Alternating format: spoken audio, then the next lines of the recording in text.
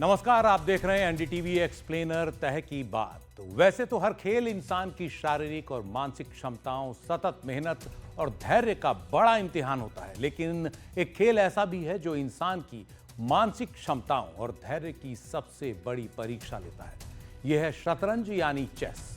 कहते हैं 8x8 यानी 64 खानों में खेले जाने वाले इस खेल में इतनी चालें हो सकती हैं जितने पूरे ब्रह्मांड में एटम्स यानी अणु भी नहीं। इसे इतना शानदार खेल बताया जाता है कि इस पर आप अपनी जिंदगी न्योछावर कर सकते हैं।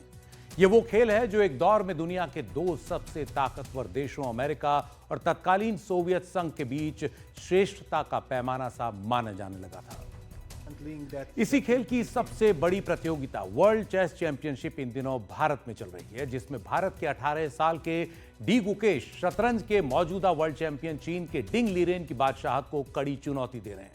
टूर्नामेंट बड़े ही दिलचस्प दौर में है। 14 मैचों में से 12 मैच पूरे हो चुके हैं और आज का मैच जीतकर डिंग लीरेन 6-6 के स्कोर से गुकेश के साथ फिर बराबरी पर आ गए हैं। दोनों ही खिलाड़ियों ने अब तक 2-2 मैच जीते हैं और 8 मैच ड्रॉ रहे हैं। अब सबकी निगाहें अगले 2 मुकाबलों के नतीजों पर हैं, जो तय करेंगे कि शतरंज का अगला बादशाह कौन होगा। जीत के लिए दोनों ही खिलाड़ी अपनी पूरी दिमागी क्षमताओं का इस्तेमाल कर रहे हैं। उनकी हर चाल पर दुनिया के सर्वश्रेष्ठ खिलाड़ियों की निगाहें लगी हुई हैं और उनकी हर चाल का लाइव विश्लेषण भी होता है। कौन कहां हावी हुआ, कौन कहां कमजोर पड़ा, उनकी एक एक चाल, उनके चेहरे के भावों, उनकी उदासी, उनके उत्साह, सब पर Magnus Carlsen, Viswanathan Anand, Judith Polgar, Suzanne Polgar जैसे कई नामचीन खिलाड़ियों की नजर है। कहा जाता है कि चेस गलती के खिलाफ एक सतत संघर्ष है जो इस चेस बोर्ड पर चल रहा है।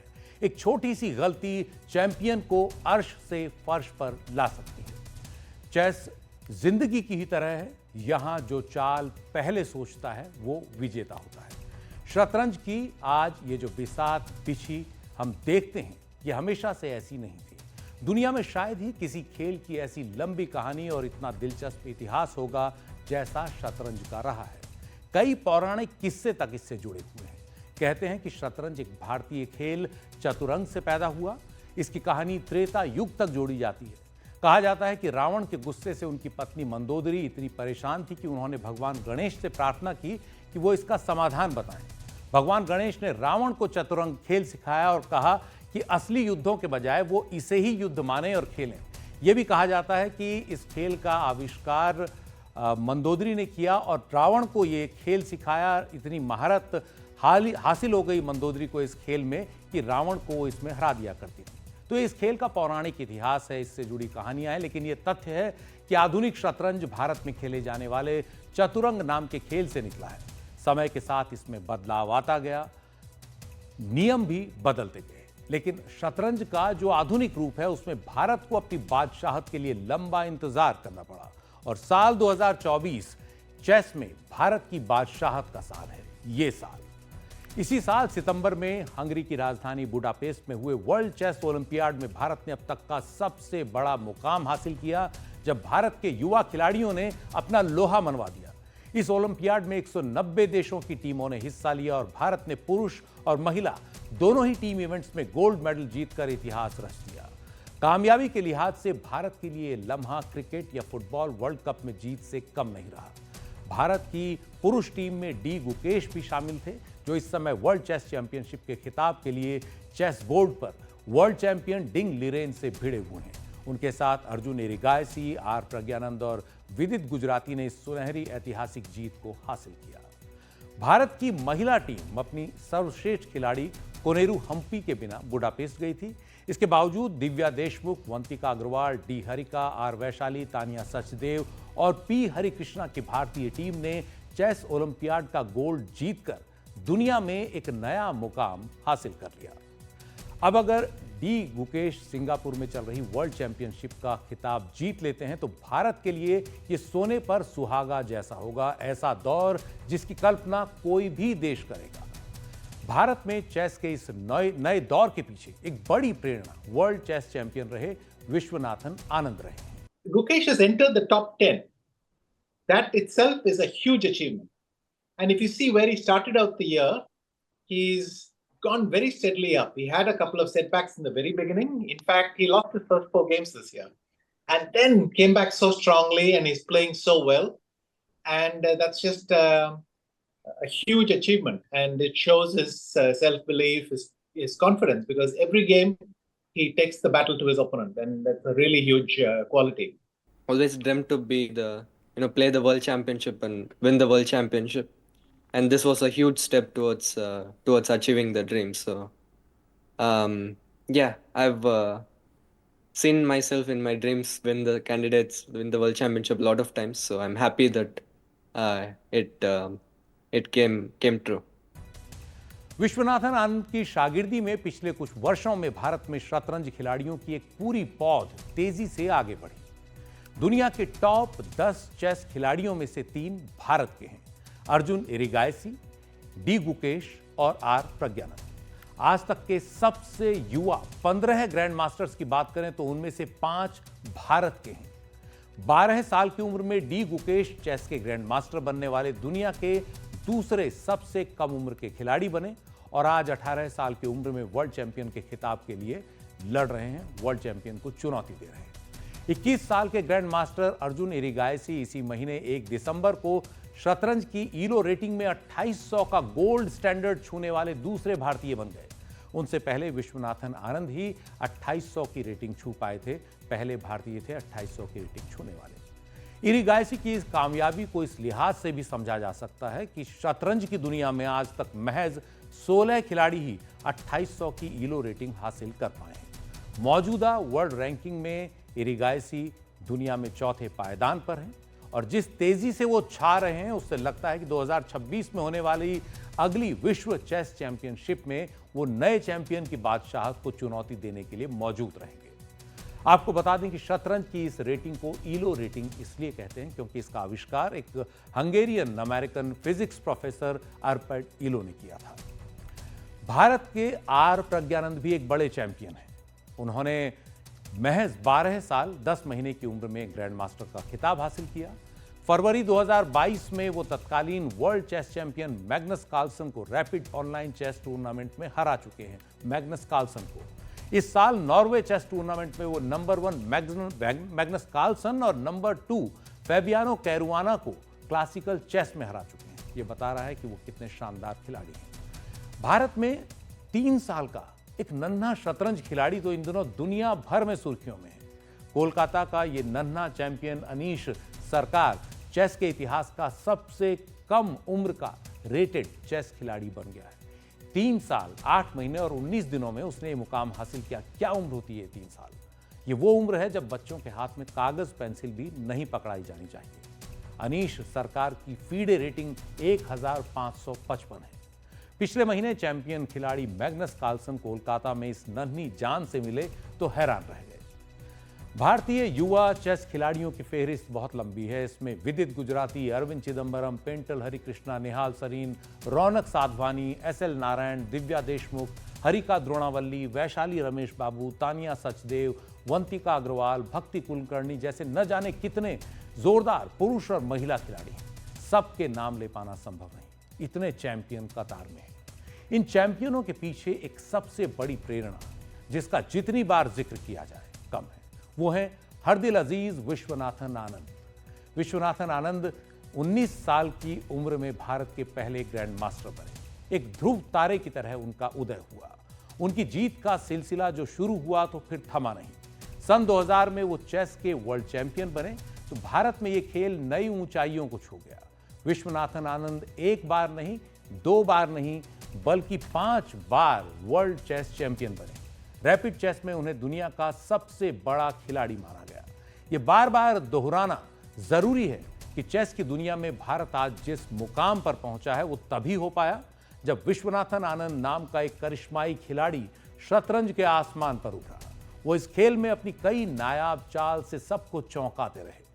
2008 में जर्मनी के बॉर्न में वर्ल्ड चैंपियन रहे व्लादिमीर क्रेमनिक के खिलाफ उनके मैच को चेस के जानकार हमेशा याद करते हैं। आनंद की कामयाबी ही है कि 1988 में वो पहले ग्रैंड मास्टर बने तो साल 2024 आते आते भारत में चेस ग्रैंड मास्टर्स की संख्या 85 हो गई।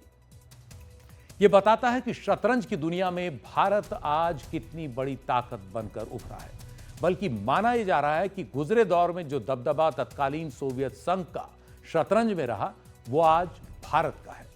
वैसे शतरंज की कोई भी बात तत्कालीन सोवियत संघ के बिना पूरी नहीं हो सकती, जिसका एक बड़ा भूभाग आज रूस कहलाता है। 20वीं शताब्दी में शतरंज की दुनिया पर तत्कालीन सोवियत संघ यानी यूएसएसआर का कब्जा रहा। Mikhail Botvinnik, Vasily Smyslov, Viktor Korchnoi, Boris Spassky, Anatoly Karpov और गैरी कास्पारोव जैसे कई नामी खिलाड़ी शतरंज की दुनिया का पर्याय बन चुके थे। ये सोवियत संघ के वो हीरो थे जिनकी एक एक झलक पाने के लिए प्रशंसक कई कई दिन तक इंतजार कर सकते थे। सोवियत संघ के लिए शतरंज महज एक खेल नहीं था, बल्कि राष्ट्रीय गौरव और बौद्धिक सर्वोच्चता का प्रतीक था। ये वो समय था जिसे कोल्ड वॉर इरा कहा जाता है, यानी शीत युद्ध का दौर, जब कम्युनिस्ट सोवियत संघ हर क्षेत्र में पश्चिमी देशों को कड़ी चुनौती दे रहा था। तत्कालीन सोवियत संघ ने अपने यहां चेस के टैलेंट के विकास में कोई कसर नहीं छोड़ी, ताकि दुनिया को यह दिखाया जा सके कि कम्युनिस्ट व्यवस्था में किस तरह की बौद्धिक क्षमताएं विकसित हो सकती हैं। उन्हें खिलाड़ी ही नहीं, बल्कि दुनिया भर में सोवियत विचारधारा और संस्कृति का दूत माना जाता था। शीत युद्ध के उस दौर का एक मुकाबला कोई नहीं भुला सकता। 1972 में शतरंज में सोवियत संघ की सर्वोच्चता को अमेरिका के मशहूर चेस प्लेयर बॉबी फिशर ने चुनौती दी। उनके सामने थे सोवियत संघ के चेस चैंपियन बोरिस स्पासकी। यह मुकाबला दो खिलाड़ियों का ही नहीं था, बल्कि दो महाशक्तियों का भी बन गया था। इस मैच को इतनी हाइप मिली कि पूरी दुनिया की निगाहें इस मैच पर लग गई। वो लोग भी शतरंज देखने लगे जिन्हें शतरंज खेलना नहीं आता था या शतरंज के बारे में उन्हें नहीं पता था। इतनी ज्यादा चर्चा इस मैच की दुनिया में हुई। इसे मैच ऑफ द सेंचुरी बताया गया। कहते हैं कि अमेरिका की जासूसी एजेंसी CIA और रूस की जासूसी एजेंसी KGB इस मैच पर गहरी नजर बनाए हुए थे। अपने खिलाड़ियों और उनकी टीमों के सदस्यों की पल पल की गतिविधियों पर उनकी नजर थी। ये सब इसलिए कि मैच के नतीजों का कूटनीतिक असर बहुत बड़ा होना था। सोवियत संघ के बोरिस स्पासकी पर चेस की बादशाहत को बरकरार रखने का भारी दबाव था। बोरिस स्पासकी इस दबाव के आगे टूट गए। मैच अमेरिकी खिलाड़ी बॉबी फिशर जीत गए। सोवियत संघ की दशकों की बादशाहत बिखर गई। हालांकि बहुत जल्दी ही सोवियत संघ हार के इस गुबार से बाहर निकला। सोवियत संघ ने अनातोली कार्पोव और गैरी कास्परोव जैसे बड़े चैंपियन दिए। 12वें चेस चैंपियन की बादशाहत 1975 से 1985 तक बनी रही। ये थे Anatoly Karpov. Karpov communist party के सदस्य भी रहे। उनका तख्त गैरी कास्परोव ने हिलाया, उनके ही हमवतन। कास्परोव का 1985 से 2000 तक चेस पर एक छत्र राज रहा। कास्परोव की टॉप फीडे चेस रेटिंग 2851 रही, जिसे 2013 तक तोड़ा नहीं जा सका। सोवियत संघ के विघटन के बाद बने रूस में भी शतरंज की परंपरा टूटी नहीं।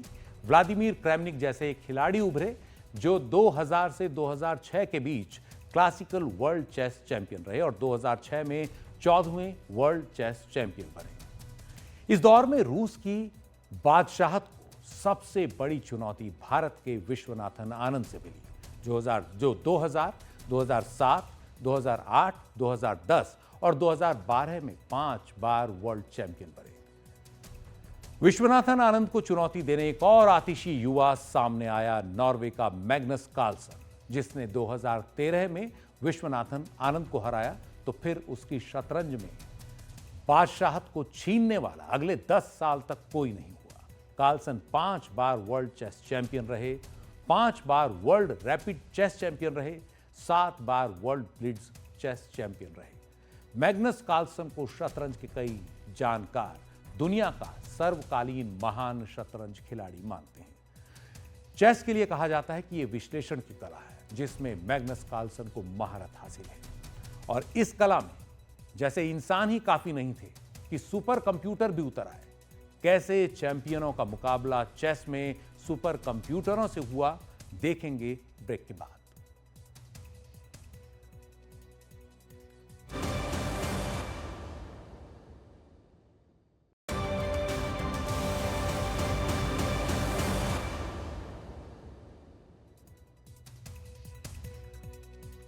आप देख रहे हैं एनडीटीवी एक्सप्लेनर तह की बात। चेस के लिए कहा जाता है कि एक जिंदगी उसके लिए काफी नहीं है, लेकिन ये चेस की नहीं, जिंदगी की गलती है। ये ऐसा खेल है जिसने इंसान की बौद्धिक क्षमता की परीक्षा तो ली ही, कंप्यूटर भी इसमें महारत हासिल करने के लिए मैदान में उतरा है। 90 के दशक में जब शतरंज की दुनिया में गैरी कास्पारोव का दबदबा था, तो एक सुपर कंप्यूटर डीप ब्लू उन्हें चुनौती देने के लिए लैब में तैयार हो रहा था। 80 के दशक में कोई ये कहता तो उस पर हंसा जा सकता था, लेकिन 20वीं सदी के आखिरी दशक में कंप्यूटर डीप ब्लू ने गैरी कास्पारोव को चुनौती दे दी। डीप ब्लू को आईबीएम ने तैयार किया था। 1997 में गैरी कास्पारोव से उसका मुकाबला हुआ और उसने वर्ल्ड चैंपियन को 2.5 के मुकाबले 3.5 अंकों से हरा दिया। इस हार की दुनिया में बड़ी चर्चा हुई। गैरी कास्पारोव जैसा बादशाह डीप ब्लू से हार गया। डीप ब्लू दरअसल में एक बार में 10 करोड़ चालें सोच सकता था। हालांकि गैरी कास्पारोव इस हार से शुरू में नाखुश दिखे, लेकिन बाद में उन्होंने इस हार को स्वीकार कर लिया और डीप ब्लू को तैयार करने वाली टीम के लिए उनके मन में सम्मान की भावना आ गई। इसे आर्टिफिशियल इंटेलिजेंस की ह्यूमन इंटेलिजेंस पर जीत की शुरुआत का संकेत माना गया। हालांकि इसे लेकर कई सवाल भी उठे कि मशीन से इंसान की लड़ाई का कोई मतलब नहीं है, मशीन तो मशीन है। लेकिन ये आर्टिफिशियल इंटेलिजेंस का दौर है जिसे अब पलटा नहीं जा सकता। चेस में डीप ब्लू से शुरू हुआ सुपर कंप्यूटरों का ये सफर बहुत आगे पहुंच चुका है। अल्फा जीरो, स्टॉकफिश, लीला चेस जीरो, कोमोडो चेस और भी न जाने कितनी मशीनें बन चुकी हैं, सुपर कंप्यूटर बन चुके हैं जो इंसान को चेस की बिसात पर चुनौती दे रहे हैं। लेकिन मशीन आखिर मशीन है, उसके खेल में वो मजा कहां जो इंसानों के खेल में है। 1001 गलतियों की शानदार परिकथा माने जाने वाले चेस पर आज इतना ही। आप देख रहे थे एनडीटीवी एक्सप्लेनर तह की बात। नमस्कार।